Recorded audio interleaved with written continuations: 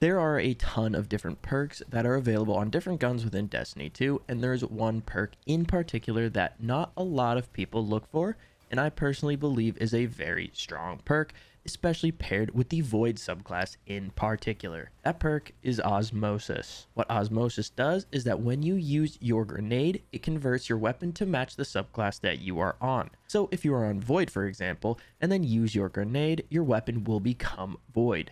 This is incredibly strong, especially when paired with volatile rounds. Now, before I go more in depth on this perk and some ways to use it, as well as some weapons that roll with it, a like and subscription to the channel would be greatly appreciated. It is free to do after all. Now let's get into it. Osmosis is a very versatile perk, and there are a ton of different ways to use it, especially when you take advantage of some of the fragments in the light subclasses. One way, as I previously mentioned, is to pair it with a volatile round build, such as the Gyrfalcon's Hauberk build.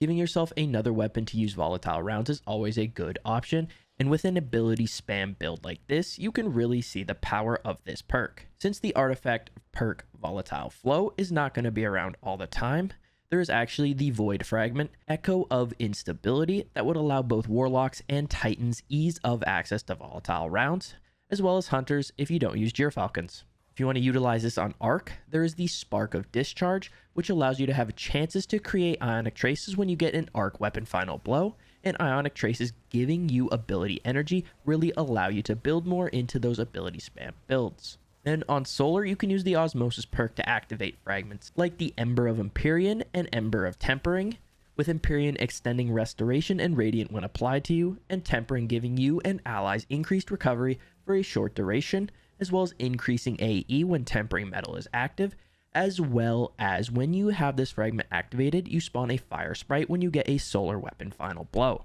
So with these fragments, you can really see how beneficial it is to utilize this perk and the ability it gives you to have just more weapons with different element types. Now that you can see how useful this perk is, the question now becomes, what weapons get this? Well, there are 36 legendary and 1 exotic weapon that get this perk. I'm not going to go through all of them, but rather I'm going to give you a few weapons that I think really shine with it. Escape Velocity is one of my favorite weapons to pair with this perk, with it being a 900 RPM SMG, as well as getting Overflow on top of it. Escape Velocity drops in the Dares of Eternity in the first rotation. Fatebringer is another one of my favorites, with it being the only primary weapon that has access to Osmosis as well as a damage perk, with it getting access to Frenzy or even Adrenaline Junkie on top of Osmosis. If you don't know, Fatebringer drops from the Vault of Glass raid and is a guaranteed drop after completing the Master Templar challenge, with it dropping the Time Lost version.